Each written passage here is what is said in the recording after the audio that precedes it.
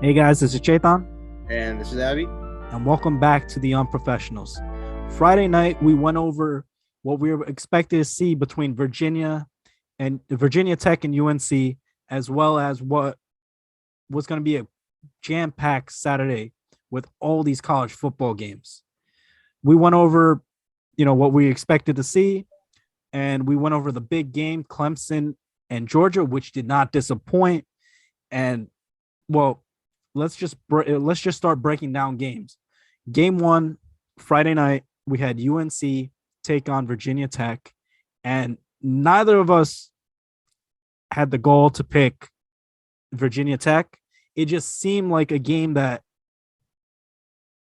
UNC could lose. It wasn't a high scoring game. Virginia Tech started off hot, 14-0 in the first half. UNC comes back 14-7.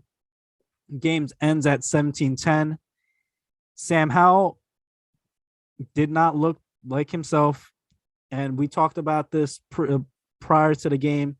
You lose two wide receivers and two running backs to the NFL. Who are you going to pass it to? How's your running game going to be? He ends up throwing three picks, one of which he literally did not look where he was throwing. He just didn't want to go down for a sack, throws a pick, and you knew it just wasn't UNC's night. They end up losing 17-10 to Virginia Tech, who offensively, they were all right. Defensively, they pretty much stifled Sam Howell. There wasn't much to say. Leading receiver in the game was Josh Downs, eight catches, 123 yards for a TD, but nothing else was really going on for UNC. Abby, what are your thoughts? Let's see. How do we begin here? This is the Josh Allen effect. He was at Wyoming. Everyone was hyping him up, rightfully so, because as we can see now in the NFL. But he didn't have talent his final year, and people thought, he's not accurate. He's not that good. He should drop. He has all the tools, but can he play? And then he fell a little bit. He ended up being drafted in the first round, obviously. Now he's one of the best in the game. But even in the NFL, what did we see? His first 2 years, decent, not crazy. Second year, made the playoffs, obviously, lost to the Texans. Third year, what do they do? They go to my Minnesota Vikings, call them up, say, can we get Diggs? Diggs wants out. He wants a new contract, whatever he wants. Trade him. You have Stephon Diggs now. And the Buffalo Bills go all the way to the AFC Championship game. That's the difference here. Sam Howell, I think he's really good. I don't think he's that. I think he's Baker Mayfield, kind of like him. He looks like him, to be honest. But, man, I never believed the hype with this team. If this team had the players from last year, they could be going to the playoff. You saw Mac Brown's face at the end of that game. He looked like someone just hit him with a truck. He couldn't believe it. His season ended in one game. That's the thing about college football that I would say is so bad and so great. If you're a team that's supposed to go to the playoff or try to, you can't lose. The max you can lose is one game. You damn sure can't lose to Virginia Tech, who, yes, they won on Friday, but let's be honest here, they're not going to go anywhere. And 17-10, so that's not like they blew you out. They didn't destroy you. You scored 10 points on Virginia Tech. How do you think you're going to play against Clemson, even though we're going to get into them in a second? How do you think you're going to play against Boston College? I think Boston College can make some noise this year. Wake Forest, we never know, but they have a good quarterback. They have some receivers, so Wake Forest may be able to make some noise. But the ACC, all in all, sucks. And I'll give credit to the Florida State. We'll get into them. They played their balls off. It was Bobby Bowden, rest in peace. It was a day for him. Mackenzie Milton came through, first Sunday night game for Florida State. And then they put on a show, and we'll get into them in a second. But for this game, UNC, just be happy that the fall season is coming up because basketball will be back. Because once again, UNC football has died before it ever began. All right.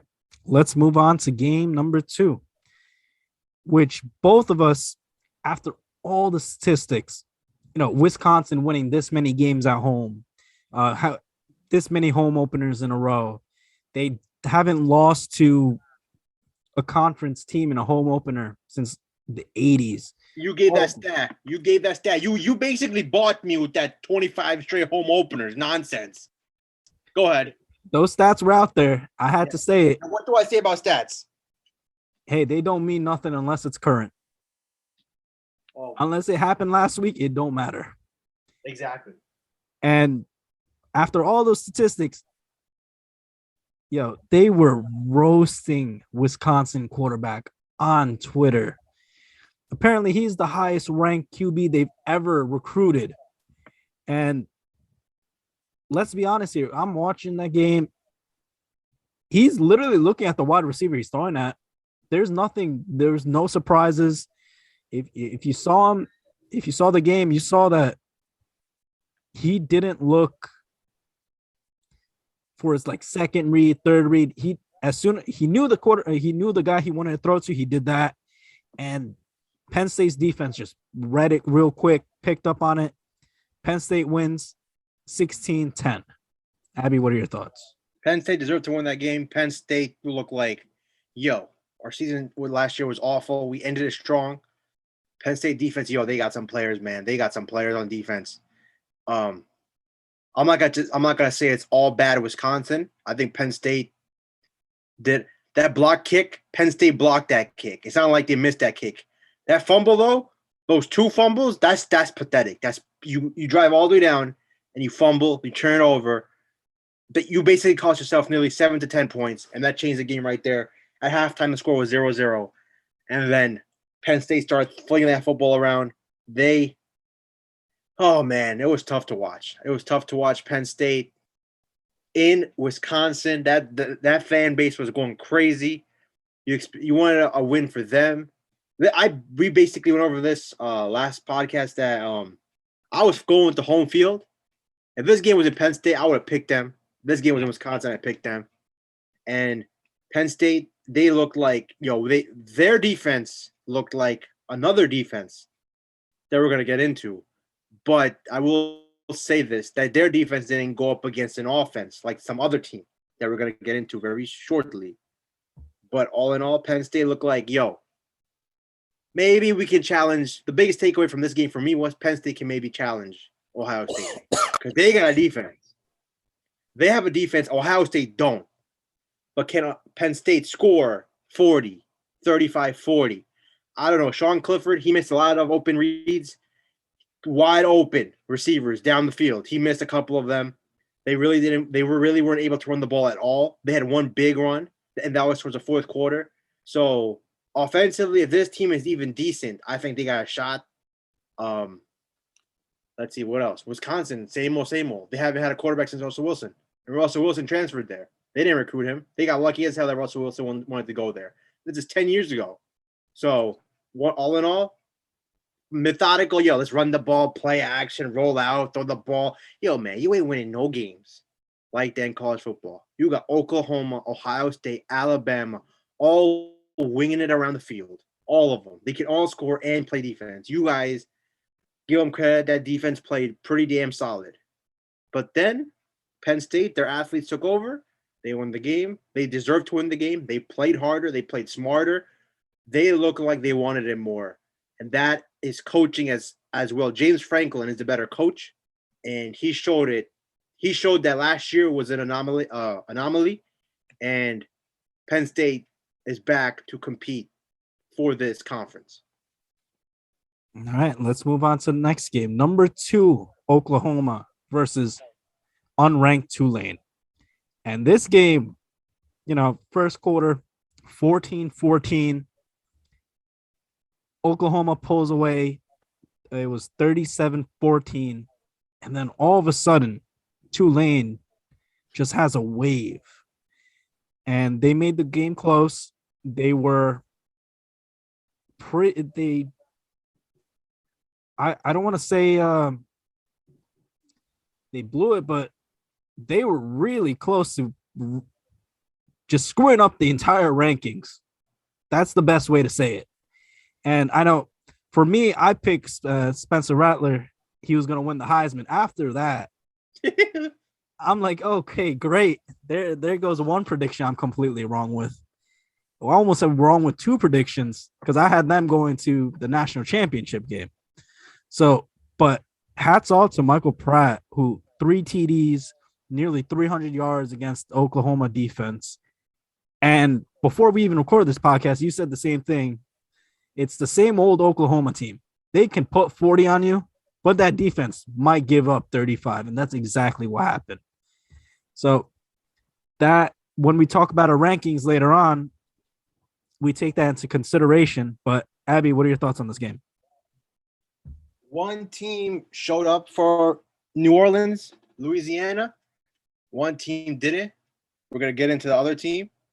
But the team that did, Tulane, props to them. No one gave them a shot. I think Oklahoma's 25-point favorites in this game. I'm not sure. It was obviously 20-plus points, as they should have been. 23. I hope that. Go ahead. I think so. It was either between 23 and a half and 25 and a half at the start. And that clearly wasn't even close to the case. After the game kicked off, my bad. But all in all, Oklahoma, listen, man, this is ridiculous at this point. Like every year, I hope this is not a blip. I hope this is a blip, not a trend. Because once again, defense couldn't stop them. 35 points. I don't care. You're not supposed to give up 35 to Tulane. That's not supposed to happen. And you score 40, but you have 3 picks.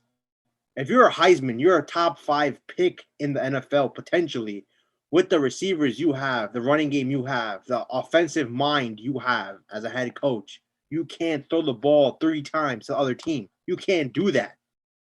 So, listen, people are going to evaluate him. That's how you're going to be picked in the NFL. They watch everything. Every small little mistake, they make it big. Any highlight you have, they minimize. And that's exactly what they're going to do with you as Spencer Rattler. Props to him. They won the game. That's the biggest prop. But yeah, they lost. It's over. Once again, it would have been the nail in the coffin in the first game of the season. Because if they lost that game, oh my God, hell would have broken loose. Lincoln Riley, listen, one of the best coaches in football, but you can't lose that one game as they do every year. Every year they lose that one game that they were not supposed to lose. Last year was Kansas State. They lost to Kansas State after they were up 20-plus points. The year before that, they lost to Kansas State as well. They've lost multiple – every year they lose that one game they're not supposed to lose. Hopefully they can learn from this game that, okay, guys, we fucked up. We should have won this game by far with a bigger margin. We didn't. We won, though. But they were 4th and 13 away from possibly losing it. If he gets one more yard, Pratt gets one more yard, and they convert that, I fully believe they were going to win that game. And good thing for Oklahoma that didn't happen. And it sucks for Tulane because that would have been a huge win for, obviously that area because of everything they've been going through. But all in all, Oklahoma survives, and it won't hurt them that much. But at the end of the day, they don't get the L. All right, let's move forward to a team that we both thought there's no way this spread is that close. And that is number 18 Iowa versus number 17 Indiana. And this game was over from the start. It was 14-3 in the first quarter. Props to Michael Penix Jr. for playing after a torn ACL last year. He was able to come back, play, but overall, they had no reason to be in this game. It was not even close. And Abby, what are your thoughts? This was my favorite bet of the day, in my opinion. I picked Iowa heavy. I couldn't believe that they were a 3-point favorite at home. It should have been more like 6 or 7. Indiana, Michael Penix, we went over it together that is he really going to play? And he played coming off of an ACL. This was his first game action.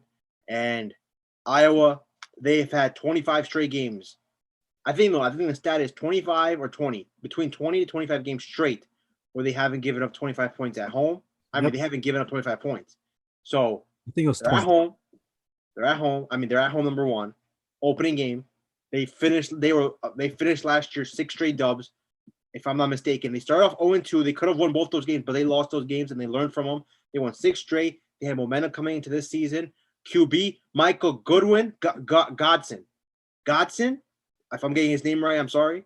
But that man, that running back, they got weapons. They got weapons. They always have a tight end. George Kittle, T.J. Hawkinson. They always got these tight ends in Iowa. And that defense was going 2 pick sixes.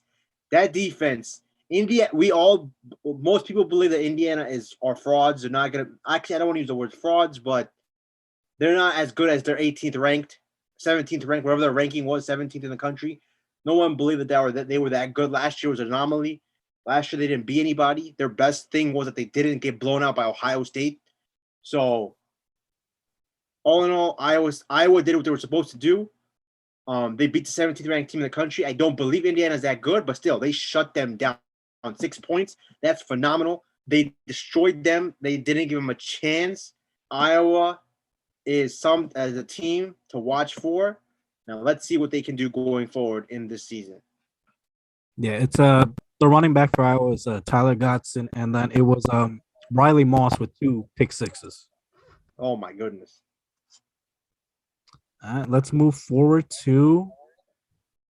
Do you want to talk about number 11 Oregon, Fresno State? Fresno State, I felt that spread was too high, plus 20. They were giving 20 points to Fresno State. Fresno State looked great against UConn, but that is UConn. UConn is maybe the worst team in all of college football in general. But Fresno State did destroy them. Fresno State, they have the best receiver, quarterback, running back in their conference. But 20 points, people were high on Oregon.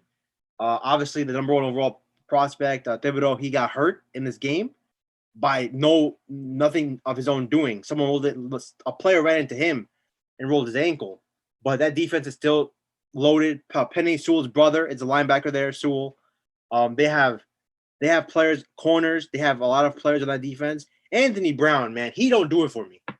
I've seen him at Boston College. He didn't do it for me there.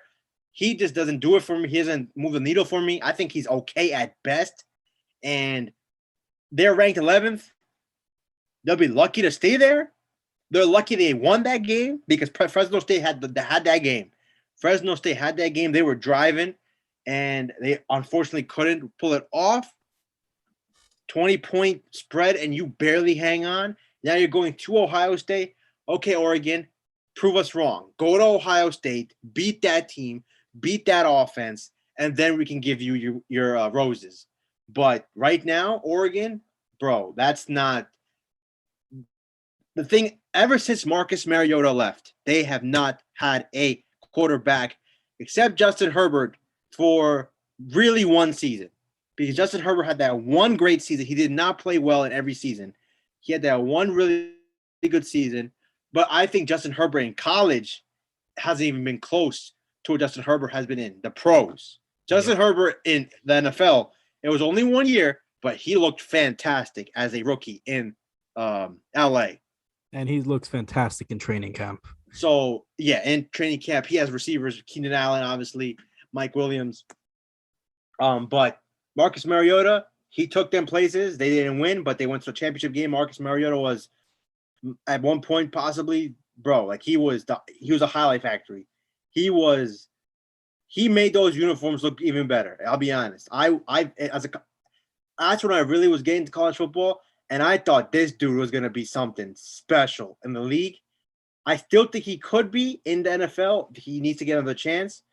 But I thought that Chip Kelly, Marcus Mariota, Deontay Thomas, all those players that they had, that Oregon team, that was peak Oregon. It's gonna take time for them to. When you wear those Oregon uniforms, you're supposed to be faster. I truly believe that. If you can run a 4.3 with a 4.5 without that uniform on, once you wear it, you should be running a 4.3. Those uniforms just hit different. And I think they're the one team in the country where uniforms are a real reason why you will pick that school over a different school. Yeah. So I personally say if I was a college athlete right now, if I was 7 years younger and I was a top prospect, I would definitely consider Oregon just because of their uniforms. But they're going to need Anthony Brown to go from a 4.5 to a 4.0 in order to possibly, next week's big. That's all I'm going to say. Next week's big. All right, moving on. Number 1, Alabama. and number 14 Miami. Come on, man. Come This on, man. We really got to discuss this, man. what the spread open at? It I was, think it opened at like 11, moved to 14, ended at 19 and a half. and that is over a course of a week, right? And it's funny because we're like, obviously they should win week one. This is easy. They haven't lost a week. They haven't been below 500. No, one game below 500 since 2006. All the stats I threw at you. Yeah, Alabama was going to win this game. Bryce Young, most passing yards and TDs in a debut for an Alabama quarterback. 344 yards, 4 TDs. The running game looked all right. These wide receivers, though. We got Jamison Williams, 4 catches, 126 yards, 1 for 94 yards and a TD. John Meacham III, 6 catches, 76 yards, a TD. Cameron Latu, 3 catches, 43 yards, 2 touchdowns. Alabama's offense just absolutely clobbered Miami. And let's not also forget their defense, who got 2 picks on. They got 2 picks. And where is the sack number? 1, 2. They got 4 sacks. This game wasn't even close. I think there's so many people that picked Miami to win this game, and they were just being delusional at that point because Alabama looked amazing. And if the way it's going right now, you got Jalen Hurts starting, you got Tua starting, and you got Mac Jones starting in the NFL. Now, Bryce Young might have a very bright future in the NFL the way it's looking right now. And that's all I got to say about this game because Miami did not do anything that warranted them to be ranked 14. Abby, thoughts? I mean, I have nothing really to add to this nonsense. This is ridiculous. Miami, you guys only prop I'll give you is you had the balls to schedule this week 1 because, bruh, you had no chance. You had no chance in this game. Derek came coming off his ACL. He got hurt in the bowl game. So he's basically only had 8 months since he got injured. So props to him for playing.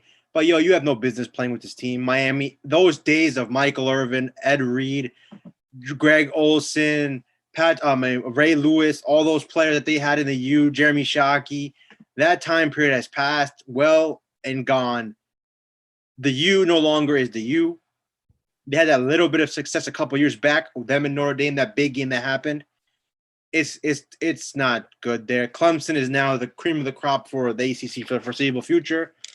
I don't have much to add here. Alabama, bro, they were supposed to destroy them. They destroyed them. Bryce Young, looked great. Freshman, phenomenal. Freshman, I think he is a freshman, right? Yeah. He's either a redshirt I think he's a redshirt freshman. I think he was on the team last year. So it'd be a redshirt sophomore, Yeah. would he not? No, he'd be a redshirt freshman. Let's double check this. Well, regardless, while you look that up, He's a sophomore. Okay, sophomore. Well, so they have at least 1 more year with him, maybe 2. You lose Najee, you lose Devontae, you lose Jalen Waddle, you lose Alex Leatherwood, you lose some other players. Don't mean shit. Their receivers, Meacham, all of them. It don't matter, bro. They just 5-star goes out, 5-star comes in. Let's restart this whole mess up again. But I do think there is one team that can handle them in the SEC, and we will get into them real shortly. All right, moving on. This was a no-doubter. There isn't much to say, but number 8 Cincinnati and unranked Miami of Ohio. Okay, please move on. They won. End of discussion. We don't got to go over all the ranked games. Let's go to the games that mattered. And that's pretty much it. Desmond Ridder showed up, and that was game. Yep. And we are going to, let's see. Which game should we go to next? The games that mattered. Let's go to the game. Let's give a team up props that a lot of people were dogging. Texas played Louisiana 23-21. Everyone's saying Steve Sarkisian coming in, head coach, new quarterback, new freshman quarterback. Obviously, they got Bijan Robinson, right? That's the running back's Robinson, name. running back. Yep. He's the guy that everyone's focusing on, the superstar running back for them, and everyone was feeling like they had nothing else really. Skill position players, defense, etc. Well, give them credit. We bashed them, now give them credit. It was an 8-point line. People were all hammering Louisiana, especially after what they did last year, going to Iowa State opening weekend, beating them in Iowa State. But Texas, they didn't fall for it. They started off strong. Steve Sarkisian got them boys ready. They destroyed them. I think they blew them out even worse than the final score indicates. They took care of business. Texas, for 1 week, they're so-called still back, but they do have a test next week against Arkansas. Arkansas also didn't look so well against Rice, but they bounced back in the second half. They were getting Rice was winning at one point. Arkansas comes back. They changed the QB, I think, at one point. I think they changed the quarterback. And then they took over. They won the game. Maybe they were looking past Rice to this game next week. You always see that where, Rice, we're not gonna lose to Rice. Come on, man. We got Texas 7 p.m. ESPN primetime game next week. Who cares about this game? Well, guess what? Rice, they got college football players too. They want to win. They competed. But then Arkansas was like, you know what? Listen, we got to win this game. They won the game. And now those two were the best matchups of week 2. But for week 1, Texas, give them the props. You gave them hate. Now give them the props. All right, let's move on. This was one of 2 game of the nights. Okay, here we are. This is what everyone wanted to go over. And we were having so much fun watching this game because it was all defense all day. And never have I been so excited to see a team play defense. And it's absolutely great because number 3 Clemson taking on number 5 Georgia. We had, DJ Uiagalelei, who everyone is talking about because of what he did last year while Trevor Lawrence is out. He's the next guy in. You go from Deshaun Watson to Trevor Lawrence to this is the next guy up. And Georgia is if they lose this game, we talk about them, same old Georgia. But this was absolutely different. What Georgia finished with 7 sacks and a pick. This defense, there is nothing you can say about this defense because this defense is a national championship winning defense. They got the pressure. They got the pressure up the middle. DJ looked like he had no idea what's going on. Dabo Swinney was like, what the hell is going on? I have a 5-star quarterback, and I have no idea what's going on. This is the first time since 2006 that Clemson's lost back-to-back games. Or was it 2008? Or 2011? It's something close, something near a decade. And there's nothing much to say. Georgia showed up. I mean, it against an offense that's supposed to be pretty good. Justin Ross came into play after was a spinal injury. Yep. Scary shit. Scary shit. He's still projected to be a first-round pick, but he couldn't do much against this defense. They couldn't find a way to get him the ball. And that's pretty much it. What we could say about Georgia, it was pretty much a shutout. They got lucky that they got to kick a field goal. If we're being honest here. So, Abby, what are your thoughts?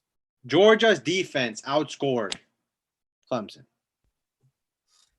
Think about that.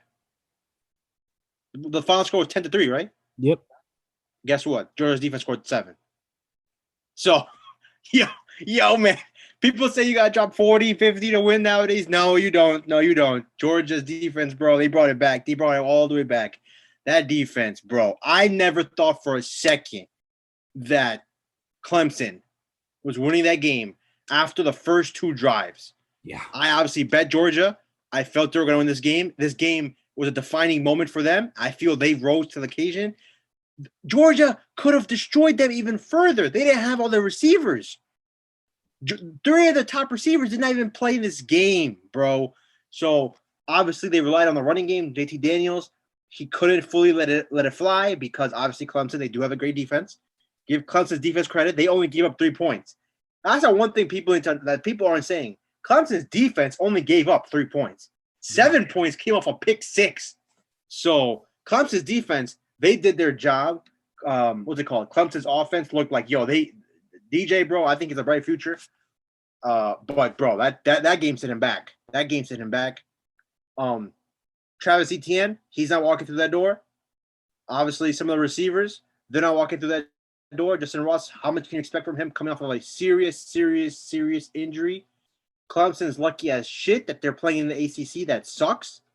That defense was phenomenal, but Georgia's defense was even crazier in my opinion. What else can we say about Georgia? I think Georgia, I picked them to win it all. I think Georgia is Kirby Smart knows this. I have a QB. I have running game. I have an O-line. I have a D-line. I have corners. I got backers. I got safeties. I got everything. There's no reason why this shouldn't be the year where we finally take over. They get those George Pickens. I don't know his status because he tore his ACL like 6 months ago.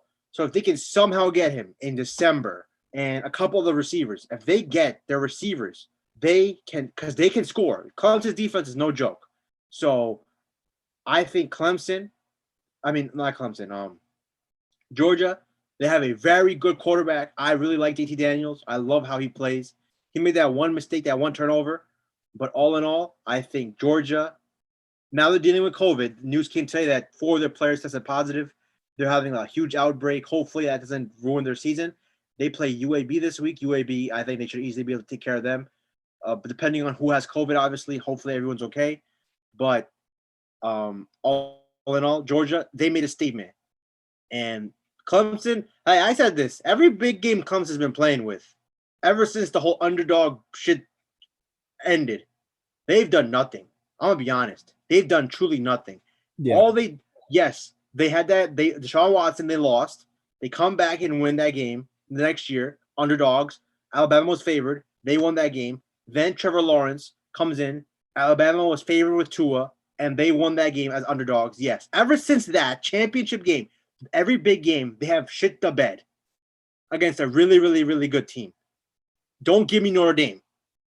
We'll get into Notre Dame in a bit. Notre Dame, listen, man, they win games, but they don't beat the great teams. I'm sorry. It's just what it is. And then, what was it? LSU, that game was, Joe Burrow just showed out. Justin Jefferson, Terrence Marshall, Jamar Chase, Thaddeus Moss, Clyde Edwards-Helaire. That game was a track meet. They took over that game. And last year, Ohio State, what revenge was that? That was beautiful revenge. I'm going to be honest. Clemson won that game the following year only because they got robbed with that one unnecessary roughness penalty that basically changed the whole fortunes of Clemson that game. So Clemson, Dabo Swinney, you gotta listen. I don't think they're gonna go probably 11-1. They probably win 11 straight because there's nobody even close to the same competition going forward. Clemson, go ahead. No, you go finish up. I think Georgia. It's all for. I'm just gonna take a close look. 1 second at Georgia's schedule to see if they can go undefeated because obviously this was the toughest game they had. Obviously they were ranked 5. Now I think they're going to be ranked much higher. We're going to get into that in a bit. So they play UAB. That should be a win. South Carolina, dub. Vanderbilt, dub. Arkansas improved. Dub. Auburn. Could they slip up there? Possibly. Joe Nix looked really good. He looked really good the other day. But who they play? They played Akron. Akron sucks.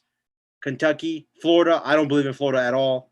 Missouri, Tennessee. So the only game here that I can see where they can slip up is at Auburn. So if they can beat Auburn, I am not a fan of Florida. I don't care if they won. They beat Florida Atlantic. Congratulations. So I think Georgia should go undefeated. If you think about it, if any team for anyone in the SEC that can trip anyone up, it's always Auburn. Yep. It's never, no matter how bad Auburn might be, it's always Auburn that trips someone up. So but overall, there's no reason Georgia should not be undefeated by the end of the season. But also going into the SEC championship game. Yep. And then I guess just a note on Clemson. I think this was the two of the best defensive play games we've seen. Was in the same game. Two of the better defenses. It just happened that one outlasted the other simply for the fact of a pick six. And the games that they did lose, their defense didn't show up. So it's kind of strange to think like it was Clemson's offense that finally didn't show up. That's the reason they lost. All right, moving on to the second game of the night. And this one, they started off slow. It was, how would I say it? LSU started off the scoring. And then the very next play, UCLA scored. Yep. One play in, it's tied 7-7. And then this running back just slowly started getting the ball more and more. Ended up 11 carries for 117 yards for Zach Cabernet. And is a running back by tandem, 17 carries, 96 yards for a TD. Dorian Thompson-Robinson throws 3 touchdown passes, only 16 passes total in the game. I think this is the tight end, Greg Dusich, catches 3 catches, 117 yards. It just played out exactly how you thought it was going to play out. You thought UCLA, Chip Kelly, this offense was just going to run wild. LSU's defense, not what it used to be. It's not like who was on it. It's not like when it was Joe Burrow's year. There's no one's walking through that door to help him out. And UCLA was just like, hey, we're starting the season 2-0. We're 2-0 at home. And that's pretty much it. Abby, thoughts? Before I get into this, I got to look up one thing real quick. Hold up. Let me see this for a second. Okay, let me see UCLA's schedule. 2-0 already. Fresno State, that's not going to be a picnic.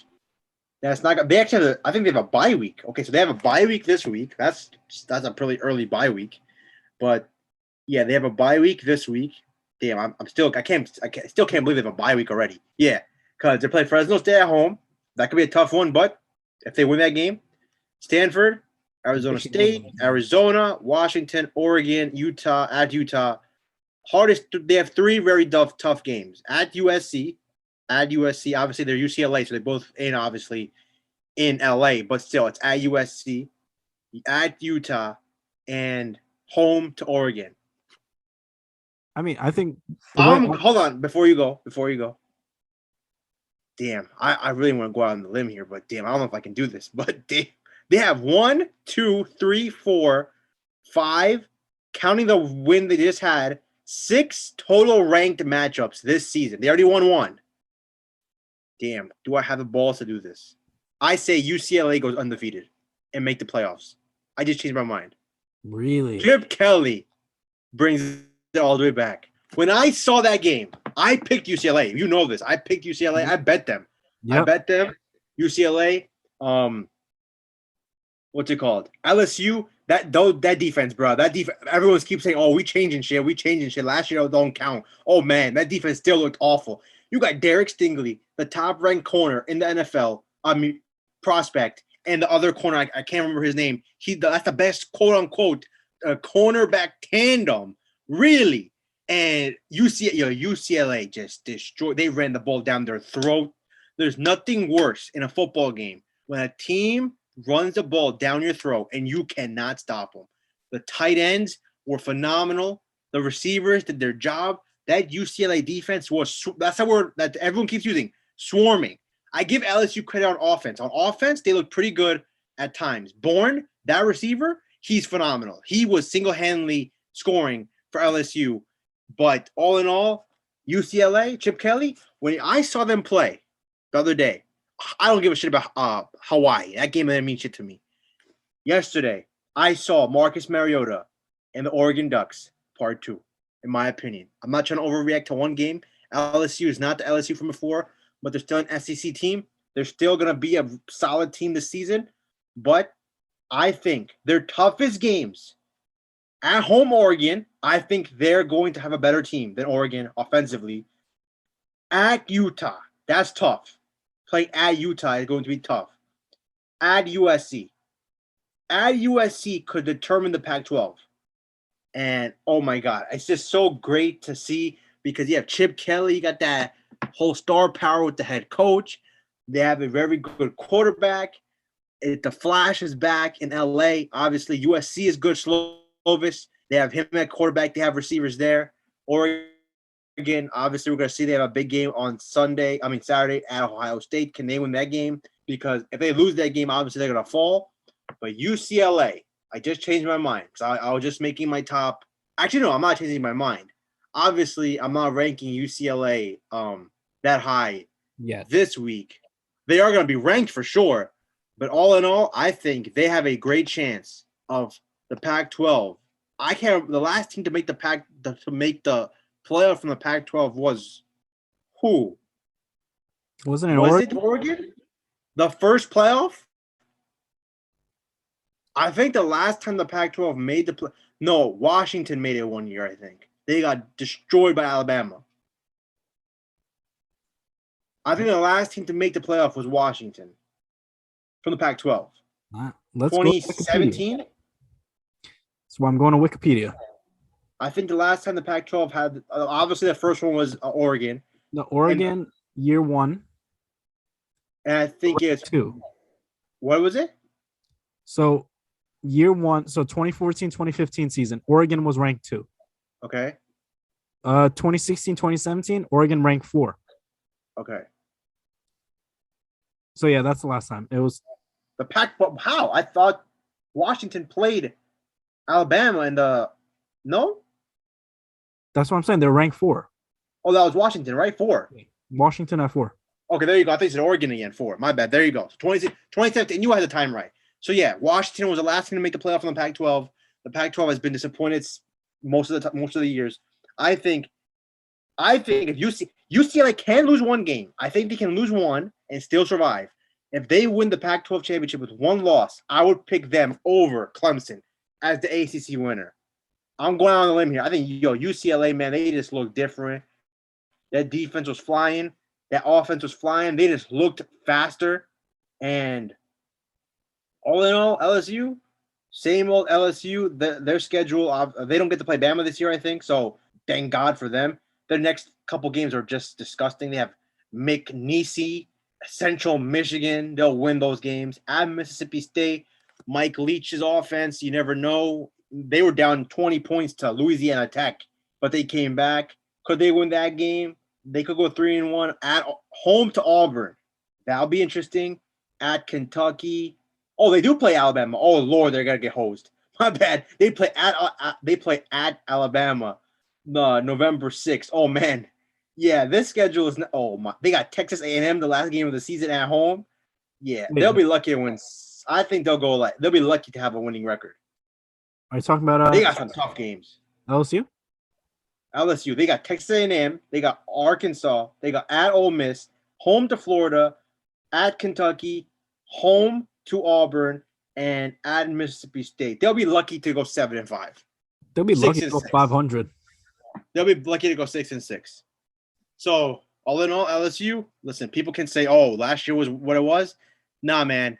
You don't go from atrocious to good in 1 year. I'm sorry. That doesn't happen in college football. And they were atrocious last year. That was the worst defense, I think, in LSU history. And this year they're going to be bad still. So if UCLA can drop 38 on you, Alabama is going to drop 50. Easy. They drop 50 on you. Auburn, they just scored 50 on Akron, obviously. Ole Miss, they beat Ole Miss last year. Ole Miss remembers that. Lane Kiffin remembers that. You guys beat us. This game could mean something for Ole Miss. So at Ole Miss, they're going to drop 50 on you. So Texas A&M, let's see about that. We have to see how good Texas A&M is. But LSU, man, their climb is very hard, and their start has already been pretty bad. One final game I think we have. Yeah, I was just gonna say, last time that a Pac-12 team was in when we're talking about Washington, they were actually surprisingly a pretty close game. It was 24-7 Alabama. It wasn't. That's close. That's close for anyone. That's what we're calling close nowadays, huh? Yeah, because the other game so when Oregon was in there, right, they blew out Florida State 59-20. And then they played a really good game against Ohio State. They played a decent game against Ohio State. They still lost by 22. They lost. That was the Zeke year. That was Zeke's coming out party. That was Zeke versus Marcus Mariota year, right? Mariota. Yeah, that Mariota was a quarterback. Yeah. Okay, now final game Sunday. We just covered Saturday. Had some great. College football was great in my opinion. Week 1, all the primetime games were lived up to the hype. Most of them did. Sunday was probably the best game of the weekend. I would say Sunday's game was the best. Moments what the game represented. Bobby Bowden, the late great head coach, who passed away, lived a long life. 90, I think he was 98. So he lived a full life. Yeah. He was in his 90s, if I'm not mistaken. So they honored him. And listen, Florida State looked. I think the final score is not indicative of how that defense played, in my opinion, because the quarterback Travis, he had 3 picks uncalled for. I think if McKenzie Milton, if he had started this game, Florida State would have won, in my opinion. I loved McKenzie Milton 3 years ago with Central Florida. I thought he could be an NFL player. I thought he was Russell Wilson 2.0. He doesn't have the athleticism of Russell Wilson.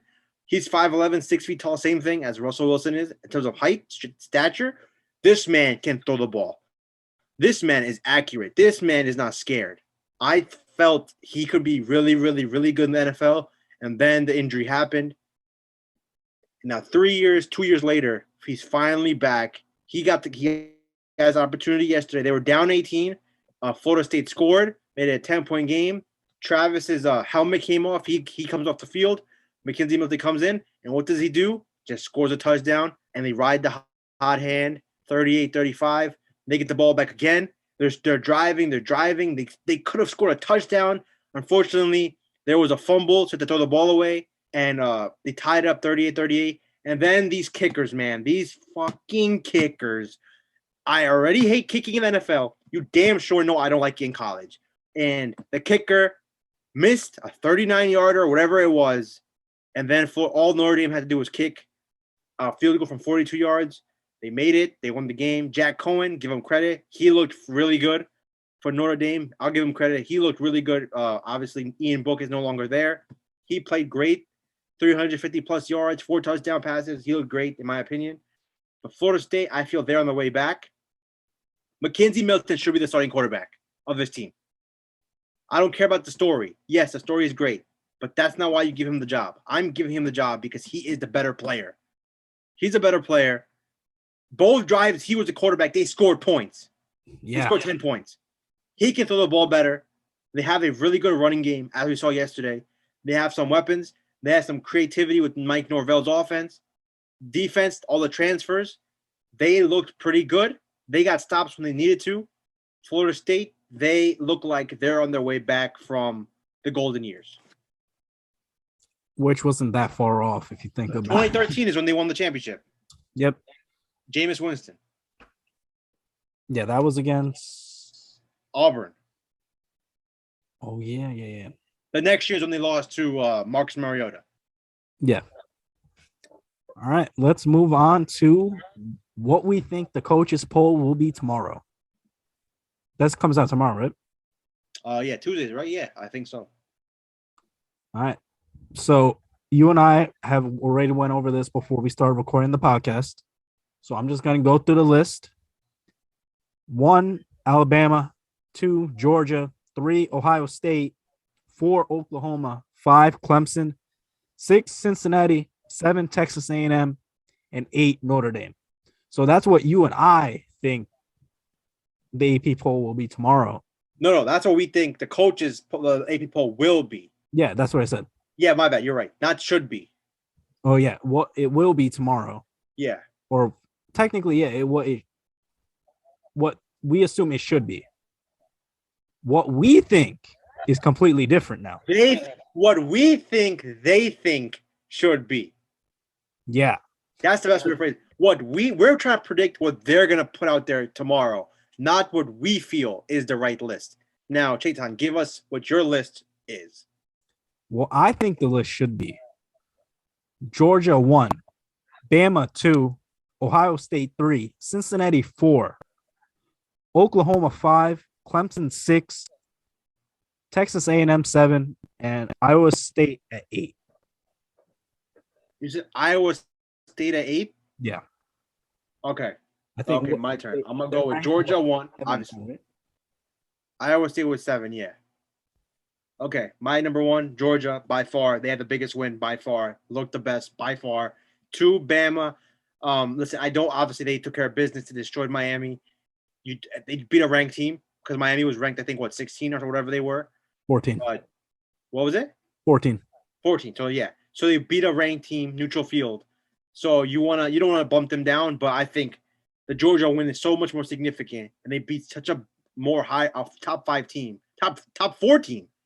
They beat the 3rd ranked team in the country. Yeah. You were 5, so you should go to number 1. I'm sorry. I understand they're probably gonna put Bama 1 because they didn't lose it. But Georgia 1, Bama 2, Ohio State 3 because they went into Minnesota, tough team, and they were losing. Give them credit. They came back. That offense looked great. So I'll let them stay. I'm gonna let them be at 3. Oklahoma, listen, man, I want to drop them so far down, but I'll give them credit. They didn't lose. They were so close to being at the top 10, and they lost this damn game. But they won, so I'll give them the 4 spot. 5, I'll bump them up 1 spot. Texas A&M, I'll put them at 5. Cincinnati, I'm putting at 6. Clemson at 7. I don't even think Clemson should be at 7, but they are at 4. I'll put them at 7 because they did lose to the number 1 team, in my opinion, which is Georgia. And then 8, I'm going. Now it's Iowa State. You can take the state out of it. Give me Iowa. And the best part about this is they play this Saturday, 3:30, prime time. Oh, my God. Iowa has not lost at Iowa State ever. I'm pretty sure that's the stat. I could be wrong. I might be phrasing it wrong, but Iowa has not lost at Iowa State. So, right now, Iowa State is a 4-point favorite in the game. Iowa State looked awful against Northern Iowa. You've got at home. There's no way I'm bumping you up or letting you stay in the top 10 after that. You didn't lose. Congratulations. Iowa, in my opinion, looked so good against a ranked team. I'm bumping them up into the top 10. They're 8 for me. They should definitely be in the top 10 tomorrow. Hopefully they are. But yeah, the biggest fall should obviously be Clemson should not be in the top 4, in my opinion, obviously. I really want to see how far they drop Clemson because obviously they're still a marquee team. Let's see how far they drop them. There's going to be a lot of teams that drop, in my opinion. So let's get into that a little bit. I think Clemson's going to drop. I think UNC's going to drop, plummet. UNC's going to plummet. I think LSU is going to be out the top 25. Yep. They're going to be out the top 25. Top 20. Wisconsin is going to plummet. They're going to plummet. Oregon should fall as well, even though they won. I feel Oregon should also fall. Notre Dame, they can stay there or maybe move up a little bit based off of teams that fall because they did go on the road and they did survive against an improved Florida State team. Iowa State, I would drop them a little bit because, bro, you barely beat Northern Iowa. Miami should be out the top 25, in my opinion. Washington, holy fuck. You are a top 20 team. You didn't lose to a Power 5 team. You lost to Montana. Bro, everyone should have been fired on the spot. You scored 7 points versus Montana, bro. I think Michigan, I'm not trying to overreact, but Michigan, they took care of business. Michigan should be in the top 25. Another team, obviously Louisiana's probably going to be out. They lost. Texas is going to stay, obviously. Let's see what else. Utah, they're ranked 24th. Penn State's going to go up. USC's probably go up. Florida's probably going to stay a little bit. But there's a lot of teams that are going to fall. And the one team that I want to say should deserve consideration for how good they looked. I understand they didn't play against a good team. But one team that just freaking dominated. Our alma mater, Rutgers University, dropping 61 on Temple. Holy shit, they dogged them. Greg Schiano, he can't coach anywhere else but at Rutgers. I don't know if it's gonna last. I hope it does. Me and you are both obviously you graduated before me, or we both went to Rutgers, and we're both graduates from there. And obviously, we don't get to cheer much. We got to see Rutgers in the NCAA tournament. They got robbed. Close. They got robbed, in my opinion. We will let's not discuss that. College basketball is a little bit later on in the football season. But Greg Schiano, give him credit. The man, listen, 61. I don't give a shit who you're playing, bro. 61 is 61. And they looked season opener. They took care of business. Let me just real quick. Let me just see what our Rutgers alum school team. Let me see what their schedule is real quick here. They got at Syracuse. I think they win that game. That's 2-0. They got Delaware. That's a win. Oh man! Now, if they really wanted to be back, can they go to Michigan and win? Can they go? The last time they played Michigan, Chetan, can you guess what the score was? Was that the one that was like 62-0? I think it was 72-0, boy. Ohio State, listen, man, I don't think they're ready for that. I don't think they're ready for Ohio State. Michigan State looked real good against Northwestern. That's going to be tough. Remember, Rutgers beat Michigan State last year in the opener. So Michigan State probably got that on their mind. Speaking of teams that looked really good week one, Michigan State, they looked real good. Yeah, I was going to say that because Northwestern was pretty good last year. I think if Rutgers can have a 7-5 record, they have improved. That's a win. Yeah, that's a win because for us. They got Maryland at home, at Indiana, Penn State, Wisconsin, Illinois, Northwestern, Michigan State, Michigan, Ohio State. I think they're going to go 3-0, and then I think they'll win 6.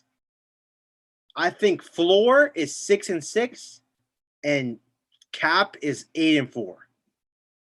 I don't think they're going to be Ohio State. I don't think they're going to be Penn State. I don't think they're going to beat what's it called?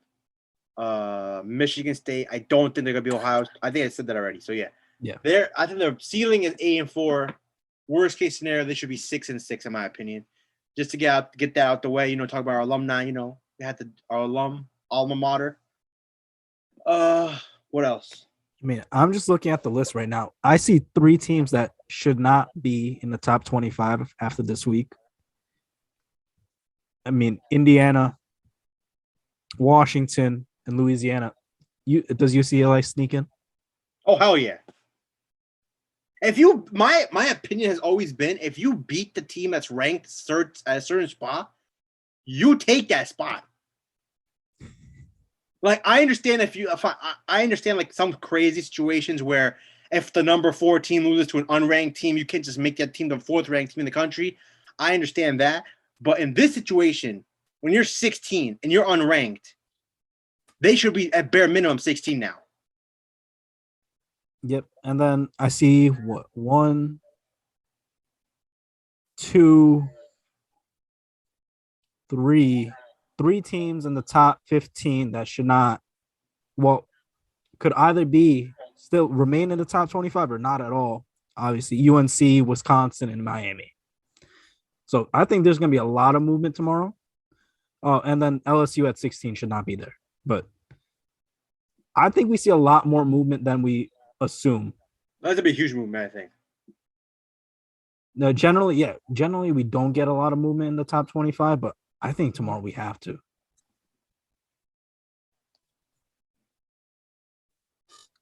All right. So tonight, obviously, Ole Miss playing. What do you think about the game, Abby? I think Lane Kiffin not being there is a big deal. He has COVID. Hopefully, he's doing all right. It looked like he was getting good graces on College game day. But I think this is a huge season for Ole Miss. Matt Corral, I think he's a dark horse for the Heisman. Yeah. Obviously, Elijah Moore's gone. Their best receiver player, who's at the Jets now. I think he's doing great in the NFL. But all in all, I think Ole Miss should win this game. They have to win this game. And I don't think there's much to say about this game. I think Ole Miss should win. Louisville, they're okay at best. That's about it for this game. I don't think it's going to be like how it was yesterday. All right. So I guess to wrap it up, that wraps it up. Week one. No. Last thing to say. We are officially in week 1 of the NFL season. That's exactly what I was going to say. You can catch us on Wednesday with some NFL breakdown. We're going to talk about week 1. We're going to talk about our predictions. Who's going Everything. We're going to talk about everything. Let's be honest here. So you can catch us on Wednesday. And that's it. We're just going to be talking football for the next 4 or 5. What was it? 6 months. 6 months. So, all right, guys. We'll catch you in the next one. Peace out.